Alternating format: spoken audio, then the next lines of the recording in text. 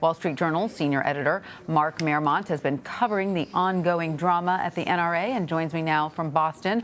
Mark, welcome. Thanks so much for being with us. So how is the NRA and LaPierre, for that matter, responding to all this?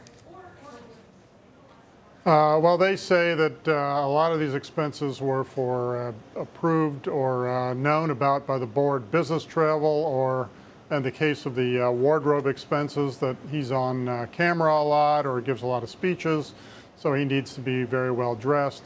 And they say that it's unfortunate that people are leaking these, internal people are leaking these type of documents. But of course, it's emblematic of a lot of other issues that are going on at the NRA with regard to expenses and insiders supposedly benefiting from financial dealings with the NRA, which is we're hearing from a lot of angry NRA members that they don't want to support this type of activity. Well, there were some other sort of more questionable expenses too, like the rent for that intern. I mean, doesn't that raise additional questions? It's not quite clear why Wayne LaPierre, who's the head of the NRA, would expense $13,000, a little bit more than $13,000 for a young woman intern for the summer at the NRA at a apartment complex near the NRA in Virginia.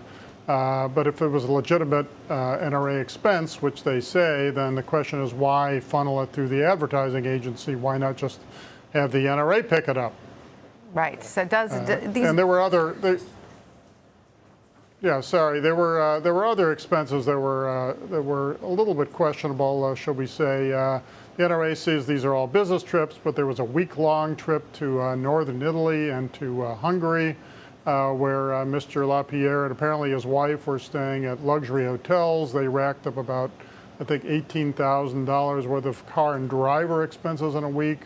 About I think $17,000 for charter air travel between Hungary and Italy. So it's not 100% clear what the business purpose of these travels was. And it certainly sounds like if these are approved expenses, it's great work if you can get it to be head of the NRA. Remind us about the internal fight within the NRA that opened the door for these investigations. I mean, these were anonymously released documents, so one can surmise, although we don't know for a fact, that it may be a result of some of this internal infighting that's going on.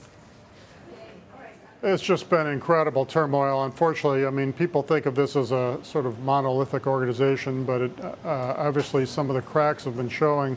So what happened recently was that the NRA has had a falling out with this ad agency, Ackerman McQueen, that's been doing work for them and sort of shaping the image of Wayne LaPierre for more than 30 years. And so they sued the ad agency. And so as a result, the ad agency then sent some letters to Wayne LaPierre saying, well, you've asked us for details of all the expenses we've racked up for the NRA, but we don't really have all the details behind your clothing and your travel expenses. Please provide those. And those are the documents that leaked out on the internet over the weekend.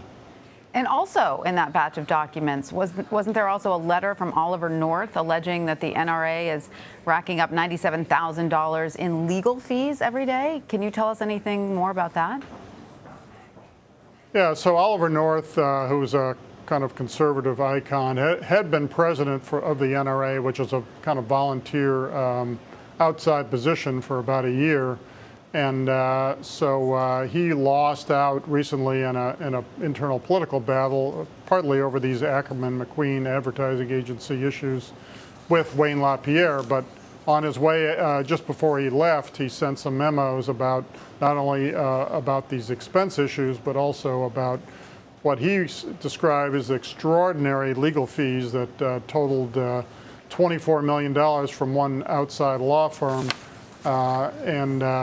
Just a question about how could the NRA afford, or could it afford to rack up this level of legal fees over a little over a year, and whether this was sort of an existential threat to the organization if the spending would continue at this rate. Mm-hmm. The NRA and the legal firm, the Brewer company firm, say that these fees are relatively expected given the extensive number of congressional and other investigations going on into the NRA. They're just having to spend a lot of money on legal fees at the moment. And Mark, in your reporting, when you talk to members of the NRA who give the organization money, what have they told you about all of this? We quoted someone who was a longtime member of the NRA saying that it's time for Wayne LaPierre to go. This gentleman's perspective was that he just doesn't speak to a younger generation of gun owners. And the Italian suits, $39,000 in Italian suits for one day, $270,000 over a number of years, kind of speaks to that. But also, after our article was published, I received a large number of emails from members saying, I'm not giving the NRA another penny.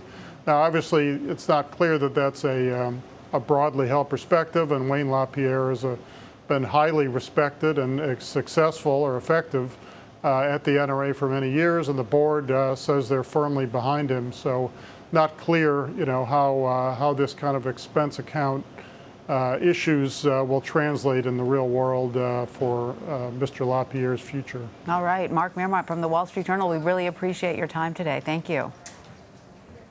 Glad to be here, Tanya.